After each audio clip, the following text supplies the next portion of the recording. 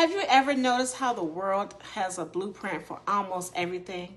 It tells us how to become successful, how to build wealth, how to get promoted, how to gain influence, how to be recognized. And if we're not careful, we begin measuring our lives by those standards. We think success means having the biggest house, the nicest car, the highest salary, the most followers, the busiest schedule. But let me ask you something. What happens if you achieve everything the world says that should make you happy, yet you still feel empty? What if you climbed the ladder only to discover it was leaning against the wrong wall? That's why today's conversation matters. Because God's blueprint looks very different from the world's blueprint. One is built on striving. The other is built on stewardship. One says, prove yourself. The other says, trust me. One is temporary. The other creates a lasting legacy. Today, let's discover which blueprint you're following. Last week, we talked about why so many people stay stuck. We discovered that money isn't usually the problem. Mindset is, stewardship is, faith is. But here's something I've learned. Even after people begin moving forward, they often start following the wrong map. They're making progress. They're achieving goals. But they're chasing someone else's definition of success. Have you ever felt that pressure? The pressure to compare yourself to everyone else, to keep up, to accomplish more, to always be doing something? I've learned something that just because an opportunity is good doesn't mean it's God's best. Sometimes saying yes to the wrong opportunity keeps us from saying yes to the right one. That's why having the right blueprint matters. Throughout Scripture, we see two very different approaches to life. The world says take. God says give. The world says promote yourself. God says humble yourself. The world says success is measured by what you accumulate. God says success is measured by your faithfulness. Jesus lived this blueprint perfectly. He never chased popularity. He never sought power for himself. He served, he loved, he obeyed the Father. And because of his obedience, his impact continues to transform lives today. That's the blueprint. Faithfulness before fame, character before influence, service before success. The blueprint framework. B, believe God's promises. Everything begins with faith.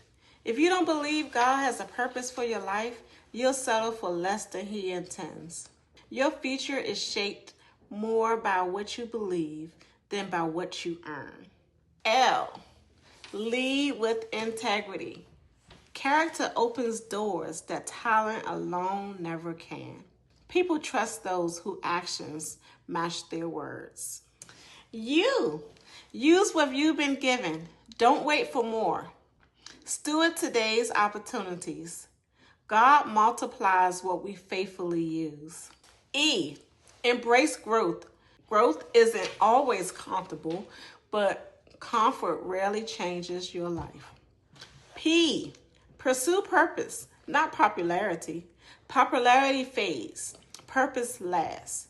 R, recognize opportunities. Every season contains opportunities, but ask God to help you see them.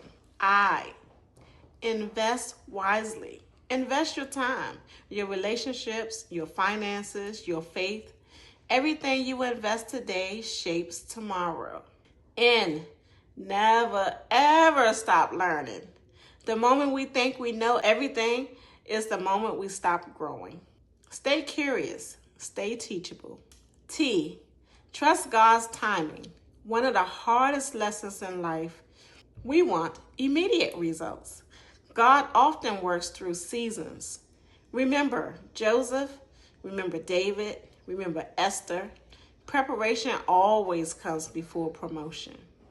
So how do we know which blueprint you're following? Ask yourself these questions. When I make decisions, am I motivated by fear or by faith? Am I chasing recognition or am I serving with excellence? Do I measure success by income alone or by the lives I'm impacting? Am I comparing my journey to someone else's? Am I becoming more like Christ along the way? These are the questions reveal the blueprint we're building our lives upon. Now, this is the weekly challenge. This week, I want you to do something simple but powerful. Draw a line down the center of a page. On one side, write the world's blueprint. On the other side, write God's blueprint. Then list the beliefs you've been living by. For example, the world says, I need to prove my worth. God says my worth comes from Him. The world says success is about status. God says success is about stewardship. The world says hurry. God says trust my timing. This exercise will help you identify where thinking needs to change. As we finish today, I want you to remember this. The blueprint you follow determines the life you build.